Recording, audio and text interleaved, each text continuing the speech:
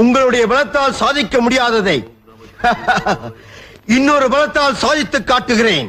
அதுதான் சபலம். திலோத்தமை, அடியாள் வணங்குகிறேன். கற்பகலோகத்தின் கவர்ச்சி மையமே, அந்த சந்நியாசி உன் சாகச கலைக்கு விடப்பட்ட சவால் சாதித்து காட்டினால் சொர்க்கலோகத்தில் எதை கேட்டாலும் நான் தருகின்றேன். சாதிக்கிறேன்.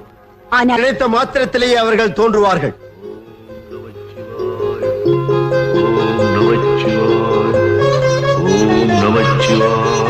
ஓம் நம சிவாய, ஓம் நம சிவாய, ஓம் நம சிவாய, ஓம் நம சிவாய.